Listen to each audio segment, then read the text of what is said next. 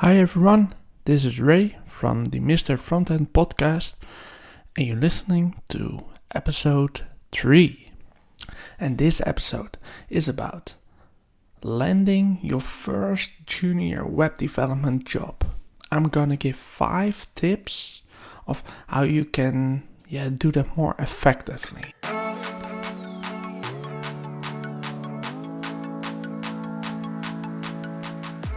So I hope you had a great week this week. Well, I had also some real challenges, also with JavaScript. Fixing a bug cost me 2 days, and the solution was so super simple. Well, even if you have a lot of experience or you do it for a long time, all of these things will happen. The same for you, the same for junior, the same for the most experienced developers. It will happen all the time. But today I want to talk about 5 golden tips that will help you be more effective before you land your first junior web development job. And the first tip I want to give you is build your first website for a real business without going freelance. Sometimes there are developers that are starting out and are only doing courses but don't have real projects, and when they submit for a job offer, they have nothing to show and nothing to visualize what they already know and what they already do. So with this tip I will hopefully inspire you. So maybe you have in your neighborhood a few shops, and maybe some shop that you visit daily, weekly, monthly, or someone you have a connection with. And it can, let's for example take a bakery shop.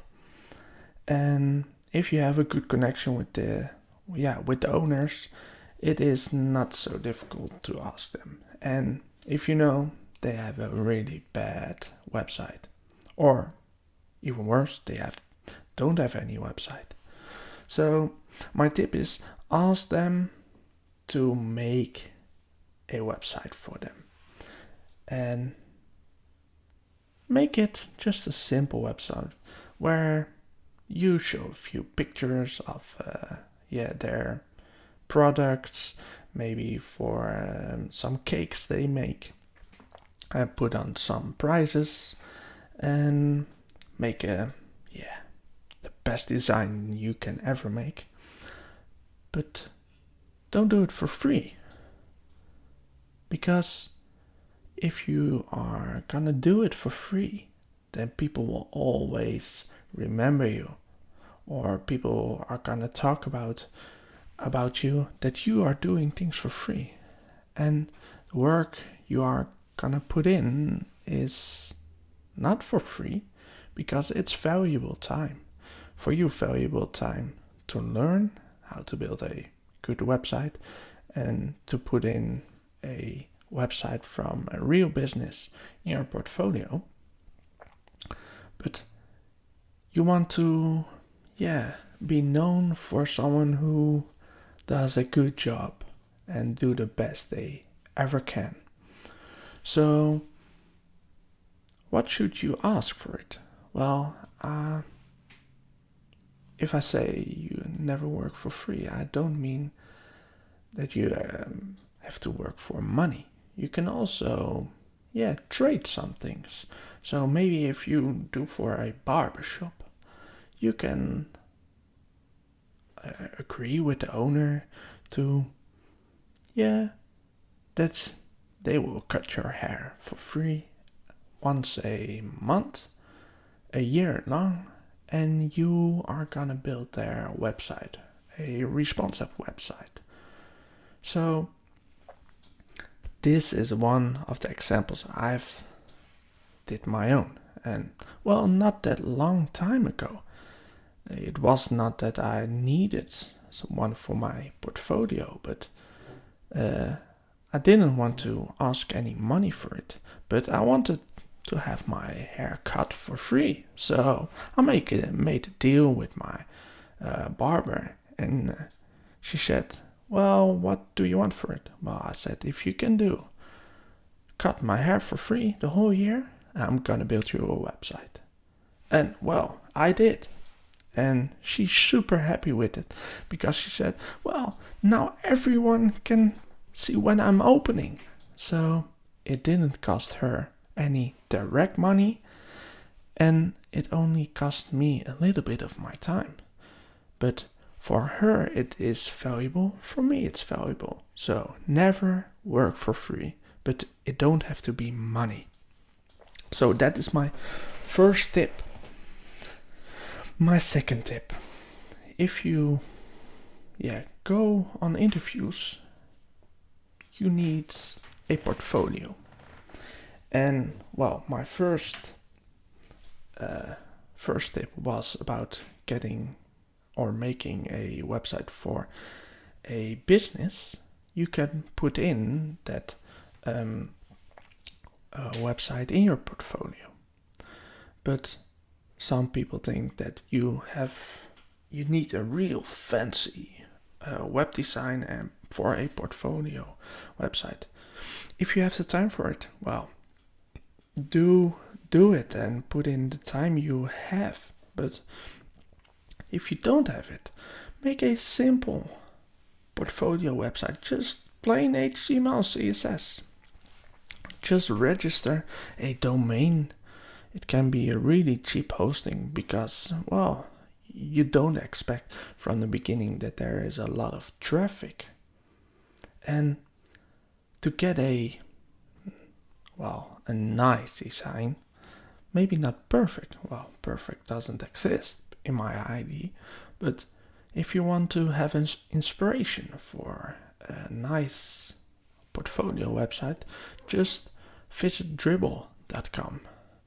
Dribble with triple B's, and there you'll find a lot of nice designs, and you can take inspiration from that, and you can build in one day maybe your portfolio website.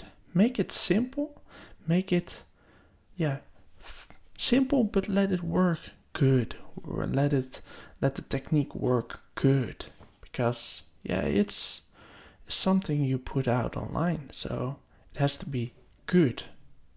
Not perfect, but good enough, so you can show your work. So that was my second tip. And my third tip, you maybe saw me to use JS Fiddle or JS Bin for some of my videos, and there's another one, and that's CodePen. And CodePen is also good for doing some things to try new stuff, but you can also make small components, a nice social media icons animated. Use those CodePens to put in your portfolio, because you will show others that you love to experiment, but you show also creativity, and you show also your level of HTML, CSS, JavaScript. So these CodePens are easily to embed on your portfolio website. So put those in, because you can put in a lot of creativity, and it's just nice to have these examples, because they don't have to be perfect, but you can give a future employer an idea of what you do and what you're capable of and how your creativity works. So that's my third tip. My fourth tip is next to your portfolio, take care of, well, in my opinion, it is good to share the path of learning web development. And you can do that via a blog. Go to wordpress.com, make a free WordPress blog, and you can start blogging and writing about what you learned today, what you learned yesterday, previous week, what you gonna learn the weeks after it. It is also good for yourself to write down, or if you're comfortable with that, making videos showing some cool tricks you learn. It will help a future employer to watch what you already learn, the learning path you followed, but it will also give some help for you later on. Because if you do this for a half a year, and after that half year you go back, scroll down to the first post you made, you will be surprised how many things you have learned and how fast you've grown. So that also helped me personally to make, well, at first I did a lot of blog posts because I was maybe not the perfect writer, but I loved to write and I loved to share my ideas. And now, a couple of years later, now I am doing for Mr. Front, I'm doing videos, I'm doing this podcast, what you're currently listening. And, well, you will grow by doing that, by sharing your knowledge, sharing even the smallest things. So that was my fourth tip, to share the path of learning. So the fifth and my last tip I want to share with you. And a lot of people will follow courses. They do a lot of courses to get into JavaScript, HTML, CSS, and learn everything they want. And for those who are doing that, I want to share one tip, and that is, don't be a course developer. I don't mean that if you are really good that you don't have to make courses, but I mean, don't be a developer that's only doing what they learn in a course, because you have to practice all those knowledge you gained in a course. You need to practice by making real world examples, maybe solving one of your own problems. There was one time that I had to learn or practice with Angular, and I had some real issue with comparing clothing sizes from the EU, the UK, the US, or whatever.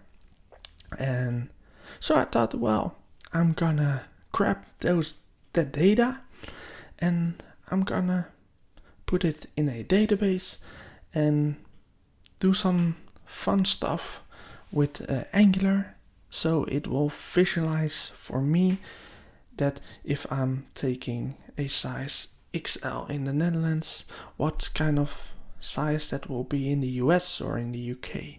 So that was a real world example for me to gain experience, but learned a lot by fixing my own problem.